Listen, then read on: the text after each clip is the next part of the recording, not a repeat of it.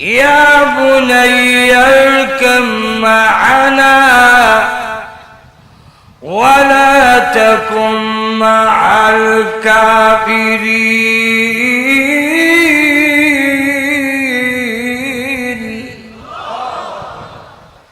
এ আদরের ছেলে ইরকাম মা'আনা, আমরা সাথে আইবে না, কাফেরের সাথে যাচ্ছে। ছেলে মুনাফিক, এ জবাব দেয় قال سآوي إلى جبل يعصمني من الماء।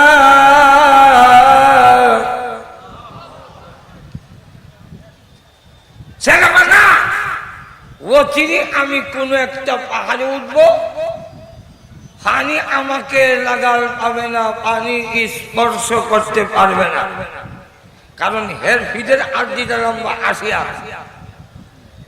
পাহাড়ে যদি উঠেছে তো অনেক উষা, 40 বছর পানি তো লাগাল পাবে না।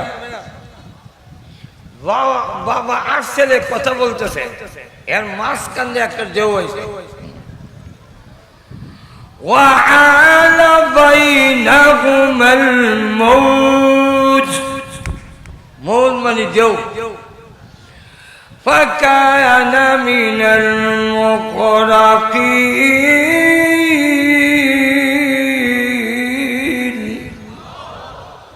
এমনি ভাইসা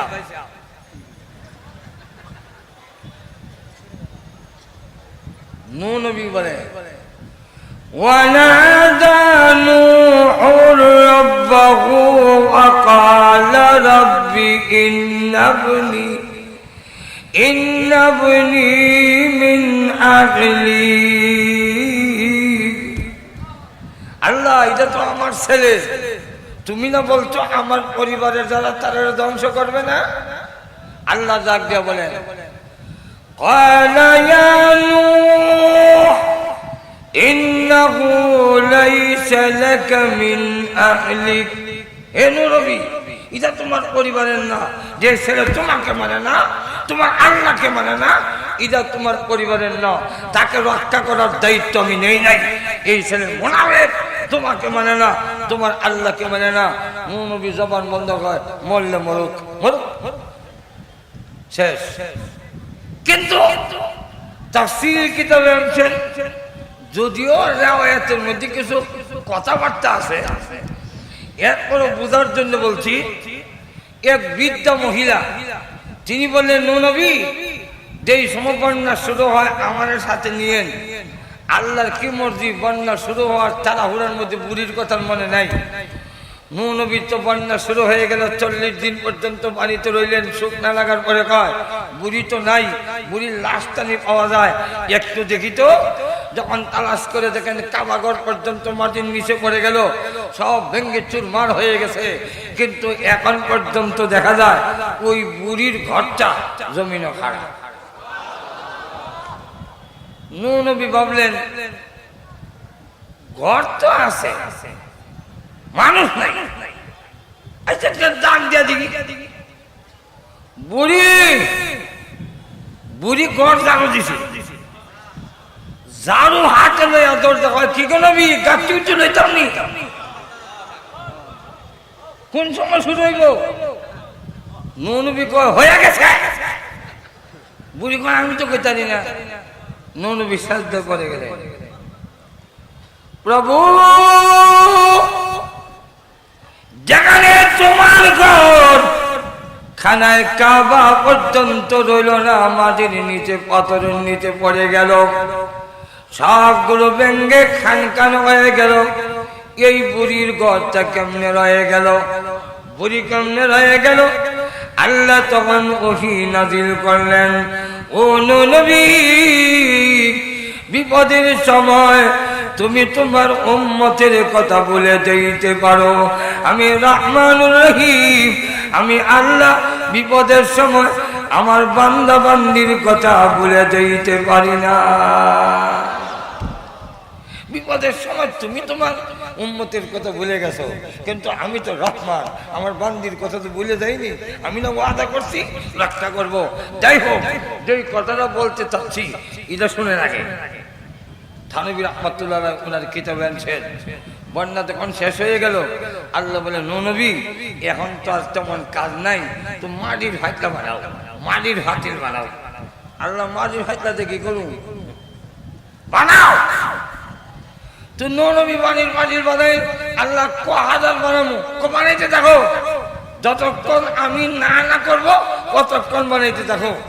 নবী মাটির পাতিল বানাইতে অনেক বড় ঠাল দিলেন। আল্লাহ বলেন এবার সব, এবার বন্ধ করো, এবার একটা হাতের লাঠি দাও। লাঠি কি করব? আল্লাহ বলেন এক একটা হাইটলা বাড়িয়ে ভাঙো। প্রভু পাতিলাগুলো নিজ হাতে বানাইছি, পাতিলাগুলো বানাইতে গিয়া আমার সময় লেগেছে, শ্রম দিছি। তুমি কি জানো না নিজের হাতে কোনো জিনিস বানাইলে বানতে যে মায়া লাগে? ঘুমাই গেছেন নাকি আল্লাহ? ও প্রভু তুমি কি জানো না নিজ হাতে কোন জিনিস বানাইলে বানতে যে মায়া লাগে? আল্লাহ বলেন নবী আমি জানি, তোমাকে জানাবার জন্য হুকুম দিয়েছি। ও নবী মাটির পাতিলাগুলো বানিয়েছো, তার ভিতরে তো রু দাও নাই। ও নবী শ্রম দিয়েছ এবং সময় দিয়েছ, এতে যদি মাটির পাতিলা ভাঙতে তোমার মায়া লাগে, যেই মানুষগুলো আমি আল্লাহ নিজ হাতে বানাইছি, এই মানুষগুলো বন্যা দিয়ে গজব দিয়ে মারতে আমি আল্লাহর কেমন মায়া লেগেছে।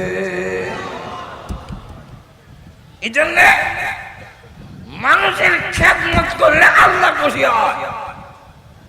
কোন মানুষের যদি কল্যাণের জন্য একটু অগ্রসর হন, মানুষের উপকারের জন্য একটু দৌড়ে যান। আমরা হিন্দুদের হাত থেকে লাঠিটা পড়ে গেছে, আপনি যদি দৌড়ে যান লাঠিটা উঠাইয়া দেওয়ার জন্য, আল্লাহর রসুল বলেন, হযরত রাইসুল মুফাসসিরিন আব্দুল্লাহ ইবনে আব্বাস তিনি রওজা শরীফের দিকে আঙ্গুল দিয়ে দেখাইয়া বলেন, এই রওজা ওয়ালার কাছ থেকে শুনেছি কোন মানুষের কল্যাণের জন্য যদি কেউ অগ্রসর হয়, তাহলে তার আমলনামায় 10 বছর মদিনার মসজিদে ইতিকাফ করার সমান সওয়াব দেওয়া হয়। এই জন্য সাহাবায়ে কেরামের মধ্যে প্রতিযোগিতা চলতো খেদমতের জন্য। একটা ঘটনা বলবো না? অসুবিধা হইতেছে? অসুবিধা হইলে শেষ করে দিই, কারণ আমি তো অসুস্থ, আমার ওয়াজের শখ আর নাই। এখন যারা অনেকে ওয়াজ করে, অনেকের জন্মের আগ থেকে আমরা ওয়াজ করি। কথা বলছেন না? হ্যাঁ 30-32 বছর ধরে ওয়াজ করতেছি, তো 32 বছরে হলে অনেকে মানুষজনের কোন ঠিক না, আপনাদের অসুবিধা হলে শেষ করে দিতে। হযরত আবু বকর সিদ্দিক রাদিয়াল্লাহু আনহুর শাসনামলে এক বৃদ্ধা মহিলা, বিধবা, এই মহিলার একটা পানির ট্যাঙ্কি আছে, চামড়ার একটা পানির ট্যাঙ্কি। এদের মধ্যে পানি আইনা দেওয়ানোর মতো কোনো লোক নাই। হযরত উমর রাদিয়াল্লাহু আনহু বলেন, এই খেদমতের কাজটা আমি করব, বৃদ্ধা মহিলার পানির ট্যাঙ্কিটা আমি ভরে দিব, তবে এখন না, গভীর রজনীতে, কারণ কেউ যেন না দেখে।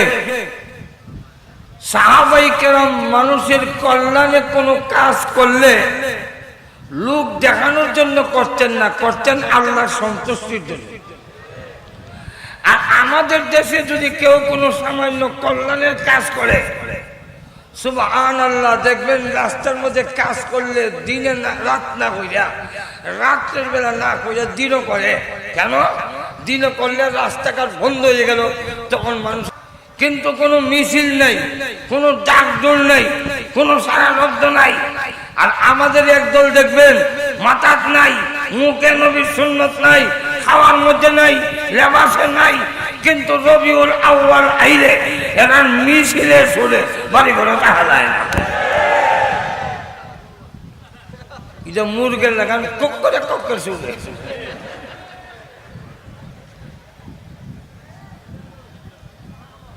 হযরত ওমর রাদিয়াল্লাহু আনহু তিনি সিদ্ধান্ত নিলেন সব যখন ঘুমায়া যাবে আমি তখন নীরবে নীরবে মহিলার পানির ট্যাঙ্কিটা ভরে দিব। কেন? মানুষের খেদমত করলে আল্লাহ রাব্বুল আলামিন খুশি হয়ে যায়। কিন্তু রাত্রে যখন তিনি চামড়ার কলসি দিয়ে, আমাদের দেশের মতো কলসি ছিল না, চামড়ার কলসি দিয়ে পানি যখন নিয়ে গেলেন, ট্যাঙ্কির কাছে গিয়ে দেখেন কে জানে এর আগেই পানি ট্যাঙ্কিটা ভরে দিয়েছে। হযরত ওমর রাদিয়াল্লাহু আনহু ভাবতে লাগলেন আমার চাইতে আরো অগ্রগামী নেক কাম করার মতো নবী লোক তৈরি করে দিয়েছেন, যার পরে দেরি করলে হবে না, আরেকটু আগে আসতে হবে। পরের দিন আরেকটু আগে আসলেন, এসে দেখেন ওই দিনও পানির ট্যাঙ্কিটা পরিপূর্ণ ভর্তি। তিনি এদিন ব্যর্থ হয়ে চলে গেলেন। পরের দিন দিনের বেলা দেখেন পানির ট্যাঙ্কিতে পানি নাই। নিয়ত করলেন আজকের রাত্রিতে আমি ভরব, তবে একটু আগে আসতে হবে। ওই দিনও আগে এসে দেখেন পানির ট্যাঙ্কিটা কে যেন ভরে দিছে। হযরত ওমর রাদিয়াল্লাহু আনহু তখন ভাবতে লাগলেন এটা কোন মানুষ নয়, জিন্নাত হবে। জিন্নাত এসে আমার আগে আগে এই কাজটা করে যায়। আজকে আমি পানি আনবো না, এক জায়গায় বসে থাকবো, জিন কোন দিক দিয়ে আসে তাকে আমার আজকে ধরতে হবে। সাহাবায়ে কেরাম দিন লড়ায় না, এমনকি আবু হুরায়রা রাদিয়াল্লাহু আনহু শয়তানরে পর্যন্ত ধরে লেছে। একটু ধরে গাও হাদিসের মধ্যে আইছে ওই দিকে গেলে লম্বা হবে, যাব না। আমিরুল মুমিনিন উমরের সাথে জিন্নাত কুস্তি করে পারতো না। এর কারণ ইসমে আজম যে মুসলমান জানে, এই মুসলমানের সাথে জিন্নাতের শক্তি দিয়া পারে না। হযরত ওমর ইসমে আজম জানেন, তিনি নিয়ত করলেন আজকে জিন্নাত থেকে ধরব। আল্লাহর নবী বলেন ওমর তোমাকে জিন্নাতের বাহেও ভয় পায়, তুমি যেই রাস্তা দিয়া যাও, যেই গল্লি দিয়া যাও, জিন্নাতের বাপ এই গল্লি দিয়া যায় না। যার নাম জানেননি? নাম জানেন? শয়তান। একটু ধরে কি নাম? ইবলিস। তার লকব হলো আবুল জিন, জিন্নাতের বাপ। হযরত ওমর যখন বসে রইলেন, তাকায় দেখে সন্ধ্যা হইতেই লোকজন যখন করে চলে গেছে। আরব দেশের তখন সময় সিস্টেম ছিল সন্ধ্যার আগে আগে সকলেই ঘরের ভিতরে ঢুকে যায়। সন্ধ্যা হয়ে অতি এখনো পুরো অন্ধকার হয়নি, কিছু কিছু দেখা যায়। এমন সময় তাকায় দেখে মাথা থেকে পা পর্যন্ত কাপড় দিয়া ঢাকা, পিঠের মধ্যে একটি চামড়ার কলসি ঝুলানো, পাটা টেনে টেনে আস্তে আস্তে তিনি এজে এজে যাচ্ছেন। হযরত ওমর বলেন না না, এটা তো জিন্নাত নয়, কারণ জিন্নাত এত দুর্বল হতে পারে না। তাহলে কে তুমি? পা টেনে টেনে হাঁটো, বুঝা যায় দুর্বল, বয়স হয়েছে। ওই বুড়া উমরের আগে আগে এই কাম কেন তুমি করো? এখনই তোমাকে ধরবো। পিছন দিক থেকে আস্তে আস্তে করে ঝাপটা মেরে যখন চাদর ধরে টান দিলেন, এমনি তাকায়া দেখে চাদরের ভিতর থেকে বের হয়ে এসেছেন আমিরুল মুমিনিন আবু বকর সিদ্দিক। চোখের পানি ছেড়ে দিলেন, হে আমিরুল মুমিনিন, মাফ করে দি, জীবনে কোনদিন কল্পনাও করি নাই আবু বকর সিদ্দিক হতে পারে আমিরুল মুমিনিন হইয়া নবীর পরে আদম আলাইহিস সালাতু ওয়াস সালাম থেকে নিয়ে বিশ্ব নবী পর্যন্ত সকল নবীর পরে সকল উম্মতের মধ্যে শ্রেষ্ঠ ব্যক্তি আবু বকর। যেই আবু বকরকে স্বয়ং আল্লাহ দুনিয়াতে সালাম দিয়েছেন, জান্নাতে নবীর পরে সকল উম্মতের মধ্যে প্রথম যিনি জান্নাতে ঢুকবেন তিনি হলেন আবু বকর সিদ্দিক। যেই আবু বকর সিদ্দিকের আমলনামা না দিলে বিচার শুরু হবে না। কিয়ামতের দিন আল্লাহ যখন বিশ্ব নবীকে কথা বলার জন্য অনুমতি দিবে, বিশ্ব নবী তখন বলবেন আল্লাহ বিচার শুরু করেন। আল্লাহ বলবেন না গো নবী, বিচার শুরু করব না, এই কথা বলবেন না। কেন? রব্বুল আলামিন বিচারটা শুরু না করলে ভালো মন্দের যাচাই হয় না। আল্লাহ আপনি বিচারটা শুরু করেন, আমলনামা দেখেন। আল্লাহ বলেন না না, আমলনামা যদি দেখি, যখন দেখবো না পাক পানির তৈরি মানুষ বলছে দিয়ার গড ইজ নট, আল্লাহ নাই, এই আমলনামা দেখলে আমি আল্লাহর রাগ গুসা বেড়ে যাবে।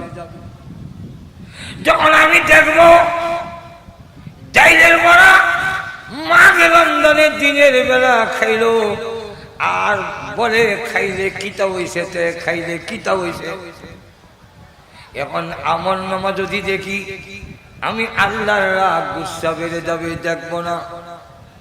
বিশ্ব নবী তখন আল্লাহর আদালতে একটা আমলনামা দিয়ে বললেন, প্রভু প্রভু গো, এই আমলনামাটা দেখেন, যদি দেখার হয় দেখবেন, নইলে বাদ দিয়া দিবেন। যেই মাত্র আমলনামাটা দেওয়া হবে, এমনি আল্লাহ রাব্বুল আলামিন আমলনামা দেখে রাগ গুসা তার ঠান্ডা হয়ে যাবে। আমার গোলামের আমল এত সুন্দর, আমি আল্লাহ রাগ থাকতে পারি না। এই আমলনামা হলো হযরত আবু বকর সিদ্দিকের আমলনামা। যে লোকের এত আমল, সেই আবু বকর সিদ্দিক আমিরুল মুমিনিন হইয়া বুড়া বয়সে একজন বৃদ্ধ মহিলার পানির ট্যাঙ্কি ভরে দিবেন, এই কথাটা আমার কল্পনায় নাই। যদি থাকতো আল্লাহর কসম কোনদিন আমি আপনার চাদর ধরে টান দিতাম না, বিয়াদবি করতাম না। মেহেরবানি করে আমারে মাফ করে দিন। আর বললেন, আমার মা আমাকে কেন জন্ম দিয়েছে, আমার মা আমার মতো উমরে গর্বে কেন ধারণ করলো, আমি জীবনে পারি নাই।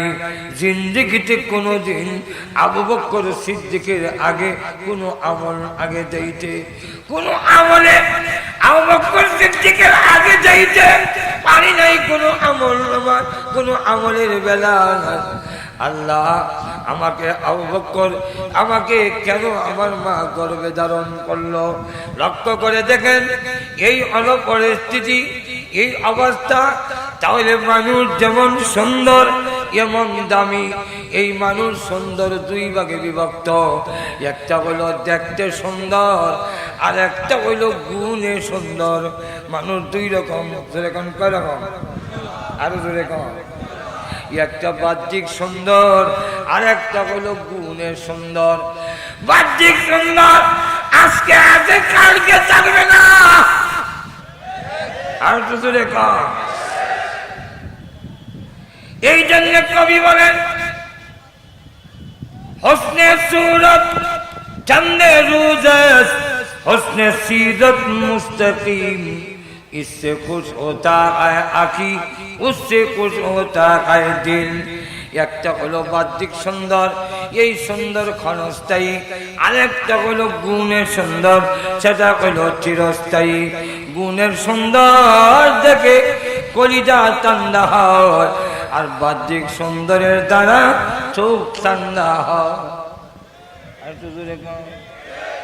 আমরা দেশে আমাদের এলাকা ফাংশু বাড়িতে যায় না, মজা মজা দে তার শুনে। রূপেতে মন ভুলে না, মন ভুলে তার। আর একটু আসতে আরো জুড়ে। এমন সুন্দরী বিয়া করছে, শিবপুর থানার ভিতরে এমন সুন্দরী নাই। পানি পান করলে ডুব গিললে দেখা যায়। এমন বউ দেখলে সব ঠান্ডা। কিন্তু গড় গিয়ে যখন বলছে বাদ দাও না, তোমার হাত পাও অবশ্যই হয়ে গেছে, গেল একাই তারো না।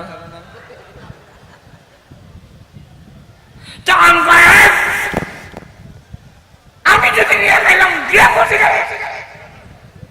বউ জবাব তো বিয়া করছো দিকে শুনে হুড়া হয়েছে।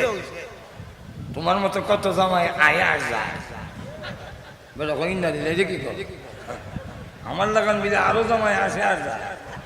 আই রে কলটা পাগল লাগছে বাজরে গান। আর যদি বউ এমন হয় দেখতে এত সুন্দর না হইল,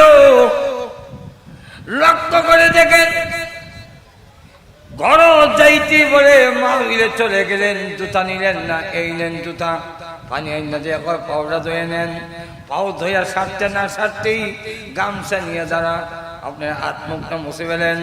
হাত মুখ মুছতে না মুছতেই সামনে খাবার এনে হাজির করে দিল।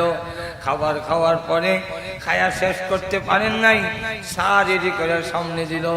চা পান করে শেষ করতে পারলো না, পানটা রেডি করে মুখের সামনে নিয়ে হাজির। তখন স্বামী মুখের মধ্যে পানটা ঢুকাইয়া কয়, বউর দিকে তাকাইয়া মুসকে হাসি দিয়া কয়, এমন লক্ষ্মী বউ এই জগতে হয় না। আরো জোরে বলে, তোর গুণের কারণে কলিজা ঠান্ডা হয়, আর বাহ্যিক সুন্দরের কারণে চোখ ঠান্ডা হয়। আর তো জোরে কয়, বাহ্যিক সুন্দর বেশি দিন নয়। গ্লাসের সামনে এখন যুবক গ্লাসের সামনে গিয়ে সুন্দর চেহারা দেখে অভিনয় করে, আমার সুন্দর চেহারা। কে না বলবে আমাকে দেখলে আই লাভ ইউ।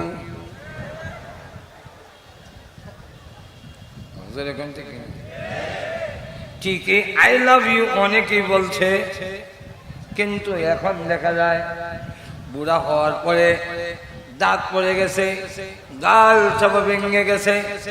এই অবস্থা যদি হয়, আর কোন যুবতী মহিলারে যদি কয় আই লাভ ইউ, মহিলা কয় জুতা দা বাড়িয়া দাঁত চলাই দেবো।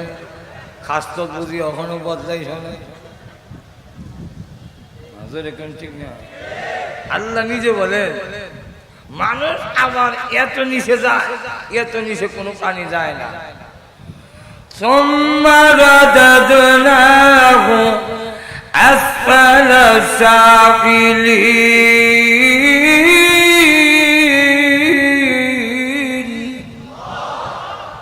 নিচের থেকে নিচে স্তর, এত নিচে যায়, কোন প্রাণী এত নিচে যায় না। যাই হোক, বিস্তারিত ব্যাখ্যা দেওয়ার টাইম নাই। একটা হলো গুণে সুন্দর, আরেকটা হইল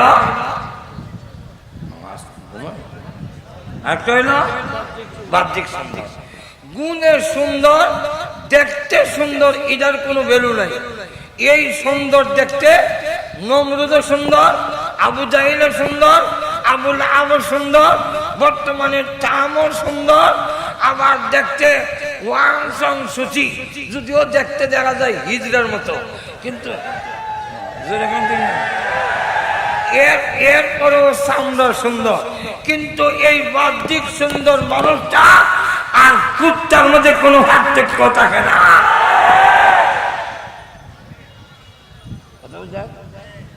কেমনে? আল্লাহ নিজে বলছে জন্মগত সুন্দর, ইদার কোনো ভ্যালু নেই। দুনিয়াতে তার অবস্থান হলো চতুষ্পদ জানোয়ারের সমান। আর একটু জোরে বলেন। আল্লাহ নিজে বলছে উলাইকা কাল আনআমি বাল হুম আদাল উলাইকা হুমুল গাফিলুন। চতুষ্পদ জানোয়ারের মতো। মতো কেমনে? এর ব্যাখ্যা যেমন টাইম নাই। মতের ব্যাখ্যা দুইটা। একটা ব্যাখ্যা হলো চতুষ্পদ জানোয়ারের হালাল হারাম নাই, চতুষ্পদ জানোয়ারের মধ্যে বৈধ অবৈধ নাই, চতুষ্পদ জানোয়ারের মধ্যে মা আর বইনের কোনো পার্থক্য নাই। যেই মানুষটা গুণগত হয় নাই, শুধু জন্মগত মানুষের ঘরে জন্ম হয়েছে, সেই মানুষটার কাছেও বৈধ অবৈধ নাই, হালাল হারাম নাই, তাদের মা আর বোনের মধ্যে কোনো পার্থক্য নাই। আর যদি বলেন আরেকটা ব্যাখ্যা হইল চতুষ্পদ জানোয়ারে পেশাব করেনি, আর শুধু খারিয়ানা বইয়া আরো জোরে, আবার কুত্তাটা একটু ঠ্যাং আলগি দিয়া, তাও এক জায়গায় না। এখানে 100 টাকা, ওইখানে 150 টাকা, ওইখানে 200 টাকা, তাও বাড়ি কইলে শুধু কুত্তার ঠ্যাং আলগি দেয় না, বাড়ি হওয়ার ঘোরা আলগি দেয়। তুই একদিন বাইরের বস্তাবি আমার তোলারে জিজ্ঞাসা করে, রে কুত্তা ঠ্যাং আলগি দেশ কেন? এটা দেখতে পারতাস না? গরু যদি হারে, মহিষে যদি হারে, শিয়ালে যদি হারে, তুই পারিস না কেন? আল্লাহ কুকুরের জবান খুলে দিছে। কুকুর তখন ডাক দিয়া কয়, হে আল্লাহর ওলি, ঠ্যাং আলগি দিয়া করার কারণ হলো পেশাবের সিধা করবো, এর লেগে আলগিটা রাখি। কেমন সাফ সুতরা, ঠিক না? এখন বলেন যদি কি মানুষের মধ্যে এমন মানুষ আসেনি যারা দাঁড়ায় পেশাব করে? আর জোরে বলেন, আরো জোরে। গুণগত কোন মানুষ দাঁড়ায় করে না, জন্মগত মানুষটা দাঁড়ায় করে। গুণগত মানুষ যারা, তারা দাঁড়ায় করে না, জন্মগত মানুষটা দাঁড়ায় করে। আবার জিজ্ঞাসা করলাম, ভাই কুত্তা তো বসতে পারে না, কুত্তা তো বসার মতো যোগ্যতা নাই, তোমার তো বসার যোগ্যতা আছে, তুমি দাঁড়াইয়া পেশাব করলে কেন? এর জবাব দেয়, হ্যাঁ, কুত্তার যে জবাব, এর জবাব এক জবাব, এও জবাব দেয়, বৈশা করলে সিধা করবো। তাহলে কুত্তায় যে জবাব দিছিল, মানুষের জবাব আর কুত্তার জবাব এক হয়ে গেল। তাহলে জন্মগত মানুষ আর কুত্তার মধ্যে কোনো পার্থক্য নাই। বামাতে খায়, বামাতে যেরকম, ঠিক না? আমাদের ব্রাহ্মণবাড়ির একজন বড় আলেম ছিলেন, ফখরে বাঙ্গাল তার উপাধি তাজুল ইসলাম রহমতুল্লাহ আলাইহি। উনি দেখেন একবার বাম হাতে চা খায়, বলেন ভাই ডান হাতে খাও, বাম হাতে খাচ্ছ কেন? এটা নিষেধ। তখন কয় অসুবিধা কি? ডান হাত যেমন আল্লাহ দিয়েছেন, বাম হাত আল্লাহ দিছে না, এক হাত দেখাই দিল আর উল্টা তর্ক করে। তো ফখরে বাঙ্গাল বলল, হ্যাঁ, হাত যেমন আল্লাহ দুইটা দিছেন, এই কারণে এক হাত যা খাইলে হয়, তো মুখ তো আল্লাহ দুইটা দিছেন, একটা উপরে আর একটা নিচে। সারা উঠে না খাইয়া নিচে দেখা, এখন ঠিক না? কি অসম্ভব কথা বললেন, কি অসম্ভব কথা বললেন? মুখ আল্লাহ দিছে খাইবার লেগে, নিষেধটা দিছে বেরিবার লেগে। আপনি কোন নিষেধটা খাওয়ার জন্য? উনি বলেন, হ্যাঁ, মুখ যেমন দুইটা, একটা খাওয়ার জন্য, একটা বের হওয়ার জন্য, হাতও দুইটা, দুই জায়গার জন্য, উপরের মুখের জন্য ডান হাত, নিচের মুখের জন্য বাম হাত।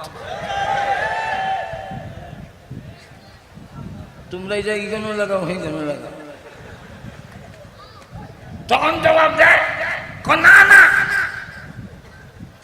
আমরা সাবান দিয়ে ধুইলে। ইদার জবাব আমি দেই, যেমন বিয়ে তো বিয়ে আসছে, বিয়ের সামনে খাওয়ান দেওয়া হইল, ভাত দেওয়া হয়েছে, ভাত নেওয়ার জন্য চামচ দেওয়া হয়েছে, চামচটা হইল এরকম, ভাত নেওয়ার সমস্যা যেরকম, ঠিক না? শুধু বাচ্চায় হায়ানো করে। এখন আপনার বউ বিয়ের সামনে আসবে কিভাবে, আর আপনিও এত তাড়াতাড়ি কুদাল কইবেন, তো ভাবলেন বাচ্চার পায়খানা যখন এই চামচ দিয়ে ফেলাই দিল, বাচ্চার পায়খানা চামচ দিয়ে ফেলাই দিল, ফেলাই দিয়া কেউ বলতে ধইয়া মুছে আর চিঠু দিয়া আইন প্লেটে রাখছে। মেহমান বিয়ে কয়, বিয়া এটা কি করলে? কোন অসুবিধা নাই, সাবান দিয়ে ধুয়ে আনছে। তখন মেহমান বিয়ে কয়, সাবান দিয়া না, সোনার উপদা ধুয়ে আনলো। হ্যাঁ, চামচ দিয়া পায়খানা হয়েছে, এটা তো বাথরুম, এটা মানবিক সভ্যতা হইতে পারে না। ঠিক তেমনি ভাবে যে আপ চলে লাগাইছেন, যেটা মুখে লাগাবেন, এই মানব সভ্যতা এটা কখনো মানবিক সভ্যতা হতে পারে না। তাহলে জন্মগত মানুষ, এটার মধ্যে আর পশুর মধ্যে কোনো পার্থক্য থাকে না। সবগুলো কমানের টাইম নাই। আপনাদের লেজ আছে, বড় আসতে করেন, যারা কয় না এর মনে লেজ আছে নাকি? জুড়ে জুড়ে কম, কারো লেজ আছে? কুত্তা বিলে গরু ছাগলের লেজ আছে নি? আমি ছাত্র জমানায় আল্লাহর কাছে কইতাম, আল্লাহ এই গরু ছাগলের লেজ দিছ, আমরা একটা দিলা না কেন? এই যে চেয়ার টেবিলের বইয়ে পড়ি, নিচে তো মশা কামড়ায়, লেজটা থাকলে তো এটা লাগাইলাম মশাই না। আমি মনে করছি মশা তাড়াবার জন্য বুঝি লেজ দিছে, ঠিক না? পরে চিন্তা করে দেখি, না না, মশা তাড়াবার জন্য যদি দিয়ে থাকে তাহলে লেজটা পিছনে না দিয়া মাঝখানে দিল না কেন? চতুর্দিকে ঘুরাইতে সুবিধা, যেরকম ঠিক না? অপর দিকে লক্ষ্য করেন, ছাগলের লেজ কেমন ছেড়ান, এটা যে কি মশা দৌড়াইব, ঠিক না? তাহলে কেন দিলেন? কেন জবাব পাই নাই। পরে যখন কোরআন পড়লাম, মুখস্থ করলেছি আগে বুঝছি না। পরে যখন তফসির পড়লাম এবং হাকিম আখতার সাহেব রাহমাতুল্লাহের লিখিত এক কিতাব পড়লাম, তখন কিতাবও গিয়ে হয়েছি, তফসিরও গিয়ে হয়েছি। আল্লাহ কোরআনে বলছেন, বলবো, ইয়া বনি আদম قد أنزلنا عليكم لباسا يواري سوآتكم। আল্লাহ বলে, হে বনি আদম, আমি আল্লাহ তোমাদের পোশাক দান করছি, এই পোশাক দিছি। আপনারা বলতে পারেন, পোশাক আল্লাহ দিল কই থেকে? টেক্সটাইল মিল থেকে পোশাক হয়। আল্লাহ দিলেন কেমনে? বলে সুতা, এই যে সুতাটা যেখান থেকে তৈরি হয়েছে, এবং সুতারে এইভাবে মেশিনের মধ্যে ফিট করা, মেশিনটা বানানো এবং মেশিনে নিয়ে একটার পর একটা ফিট করা, ফিট করলে কাপড় বের হবে। এই যোগ্যতা, এই মেধা, এই বুদ্ধি কার? আরো ধরে পোশাক কে দিছেন? আরো ধরে আল্লাহ। কেন দিছেন? ইউয়ারি সাওআতিকুম, তোমরা শরমের জায়গাটা ডাকবার লেগে। তো এই কেন? বলে তোমরা হিনবার মতো যোগ্যতা আছে, লঙ্গি হিনতে পারবা, পাজামা হিনতে পারবা, এলাকে তোমরা এটা দিলাম, পোশাক হিনতে দাও। কিন্তু কুত্তা বিলাই, গরু ছাগল, এরা তো আর পাজামা ভরতে না, এরা লঙ্গি ভরতে পারবো, কুকুন্নি শাড়ি ভরতে পারবে, ফেটুকুর বেলাও করতে পারবে, তাহলে তার এসবের জায়গাটা পায়খানার জায়গাটা অন্যরা দেখবে, আমি বানানোওয়ালার শরম লাগে। এই কারণে আল্লাহ রাব্বুল আলামিন বলেন, আমি তার শরমের জায়গার উপরে কুদরতি ভাবে লেজ দিয়ে দিছি, এটা ফালাইয়া রাখলে তার আর শরমের জায়গাটা অন্য দেখবে না। এটা ফালাই রাখলে ছাগলও ফালাই রাখে, এখন ঠিক না, গরুও ফালাই রাখে, হাতিও ফালাই রাখে, কিন্তু কুকুরনিরা 1.5 হাত লম্বা লেজ, এরপরে বেহা হইয়া দেখা যায়।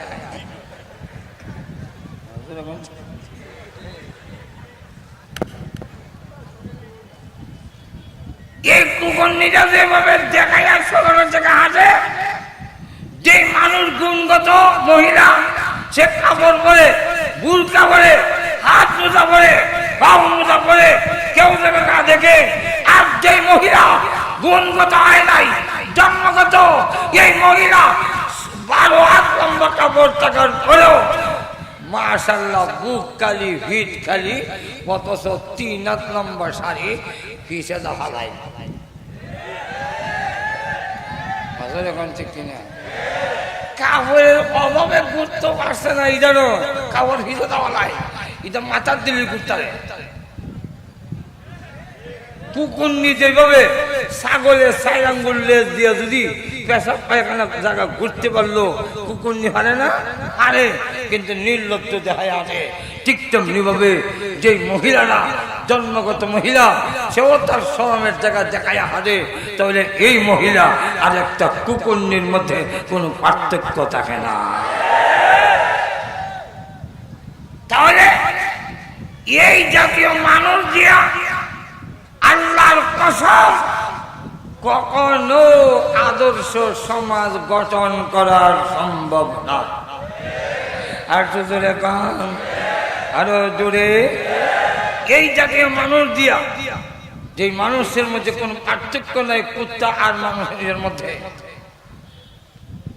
কুকুর আর শিকারের মানুষের মধ্যে কোনো পার্থক্য নাই, এই জাতীয় জন্মগত মানুষ দিয়ে আদর্শ সমাজ গঠন করা সম্ভব নয়। গেল 1, 2, অসুবিধা হইতেছে? আর কয়েক মিনিট অসুবিধা আছে, আর কয়েক মিনিট টাইম দিবেন? না না, সবে আছে, আর 10টা মিনিট টাইম দিবেন। আর তো এখন 10 মিনিট ওয়াজ করলে রাজি আছেন? তাহলে এখন শোনেন, এখন শোনেন।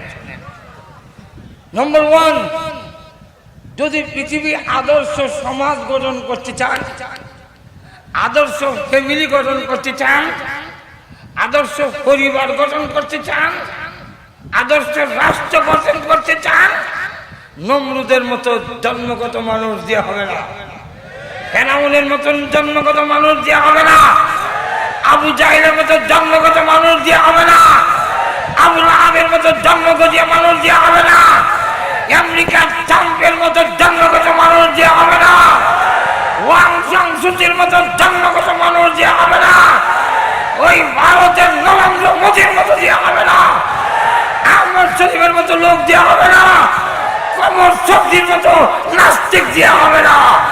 হইতে গেলে গুণগত মানুষ লাগবে। আর শুধু দেখো, গুণগত মানুষ হলো আবু বকর, আর শুধু দেখো গুণমুক্ত মানুষ হলো উমর, গুণগত মানুষ হলো উসমান, গুণগত মানুষ হলো আলী, গুণগত মানুষ আবু হানিফা, গুণগত মানুষ ইমাম শাফি, গুণগত মানুষ হলো শামসুল হক ফরিদপুরি, গুণগত মানুষ হলো হাবিব জহুর, গুণগত মানুষ হলো সন্দীপের ইসা হুজুর, গুণগত মানুষ হলো চরমুনার ফজলুল করিম, গুণগত মানুষ হলো ফখরে বাঙ্গাল তাজুল ইসলাম, গুণগত মানুষ হলো এই হুজুর। এই জাতীয় গুণগত না হইলে আল্লাহর কসম আদর্শ সমাজ হবে না, হতে পারে না। বুঝাইতেছে না? অসুবিধা আর একটা হইল, তার জাহান্নাম আছে তো, আসতে কোন বেঁচে শুনবো আরো জোরে কান বলেন তো দেখি জাহান্নাম কোন মানুষের জন্য জাহান্নাম বুঝি গুণগত জন্মগত মানুষের জন্য জাহান্নাম গুণগত মানুষের জন্য আর জোরে কান ফেরাউন গুণগত না জন্মগত মরার ফলে ঠিকানা কোনানো নমরুদের ঠিকানা কোনানে আবু জাইলার ঠিকানা কোনানে আবুল হাবের ঠিকানা কোনানে চাম যদি এই অবস্থায় মারা যায় ঠিকানা কোনানে ওয়াং সংসুচি অবস্থায় মারা যায় ঠিকানা কোনানে নরেন্দ্র মোদী যদি এই অবস্থা মারা যায় ঠিকানা কোনানে আর গুণগত মানুষের ঠিকানা কোনানো আর তো জোরে কন হযরত আবু বকর হযরত উমর যখন জন্মগত মানুষ ছিলেন চিন্তা করেন জন্মগত মানুষ কিরকম খারাপ কেমন খারাপ তরবারি লইছে রাসূলের বাড়ি লইছে তার চাইতে বড় সন্ত্রাসী পৃথিবী তার কেউ হতে আবু জাইলের থেকেও খারাপ তিন চারটা ছেলে বসা এক হুজুর রাস্তা দিয়া যায় এরা বসে বসে কয় এই হুজুরের লুঙ্গিটা কান্দা খুলতার বেকে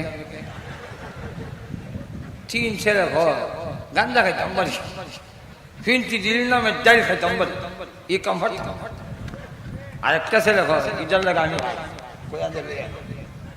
এবার বলেন তো দেখি চারটার থেকে কোনটা বেশি খারাপ একটু যদি কম আবু জাইল্লারে কইল মোহাম্মদের মাথা আনতে পারবে মাও চাই আমি পারতাম বলি দিন মুখিয়া মাও চাই সাইবা মাও চাই ওতবা হাজারবার মাও চাই ওমর চিন্তা করেন কত বড় খারাপ মাজুরে কোন ঠিক কিনা এই অবস্থায় যদি মারা যেত ঠিকানা কোনা রইলে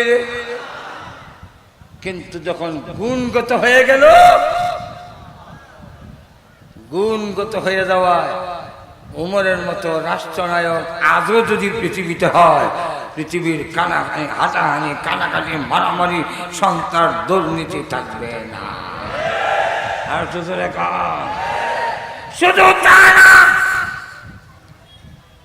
হযরত ওমর গুণগত হওয়ার কারণে আল্লাহ নবী বলেন আমি জান্নাতে যখন গেলাম মেয়েরা জান্নাতে গেলাম জান্নাতে গিয়ে সুন্দর একটি বালাখানা দেখলাম যার কারুকার্য দেখে যার দামি দামি পাথর দেখে আমি মুহাম্মাদের পর্যন্ত লোভ হয়ে গেল ওই পারের দিকে এক কদম দুই কদম যখন অগ্রসর হই ফেরেশতারা বলল অগনবীজি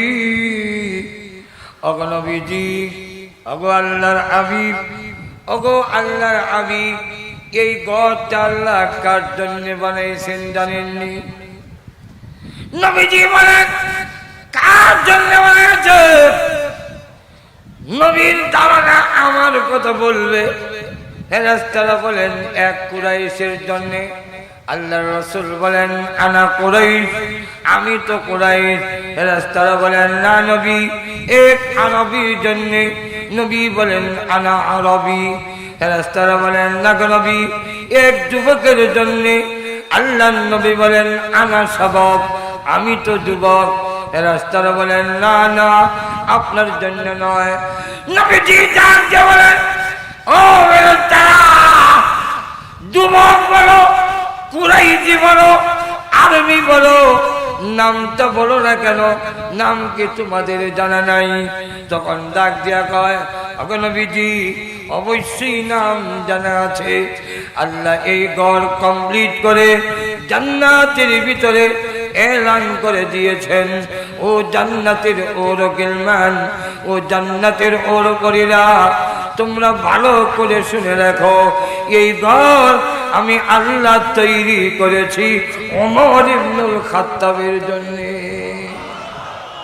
তাহলে চিন্তা করে গুণগত মানুষের ঠিকানা জান্নাত শেষ কথা হইল 10 মিনিট চাইয়ান ইসলাম এখন 5 মিনিট গেছে গা আর 5 মিনিট অসুবিধা হইব আরো জোরে গান আর 5 মিনিট ভিতরে কথাটা ফিনিশিং এখন যদি জান্নাতে যেতে হয় আপনার সন্তানকে যদি জান্নাতে দিতে হয়, আপনার সন্তান যদি আদর্শ নাগরিক গড়ে তুলতে হয়, তাহলে জন্মগত মানুষটা গুণগত মানুষ হওয়ার উপায় কি? এর একমাত্র পথ হইল কোরআনের তালিম। আর জোরে কান, আরো জোরে বলে, কোরআনের তালিম ছাড়া আল্লাহর কসম গুণগত মানুষ তৈরি হবে না, হতে পারে না। আর জোরে কান, জান্নাতের উপযুক্ত যদি বানাইতে হয়, তাহলে কোরআনের শিক্ষা ছাড়া, কোরআনের তালিম ছাড়া সম্ভব নয়। বিস্তারিত আলোচনা করতে গেলে সম্ভব হবে। এই জন্য আপনাদের এই সন্দীপী হুজুরের স্মৃতি বিজড়িত এই মাদ্রাসা, এই মাদ্রাসাগুলো এদেশে গুণগত মানুষ তৈরি করার কারখানা। এই মাদ্রাসাগুলো হইল আদর্শ নাগরিক, জান্নাতি নাগরিক তৈরি করার কারখানা। আল্লাহ পাক আমাদের সকলকে এই মাদ্রাসাগুলোর সাথে সম্পৃক্ত থাকার তৌফিক দান করুন। আমিন। হুজুর দাও।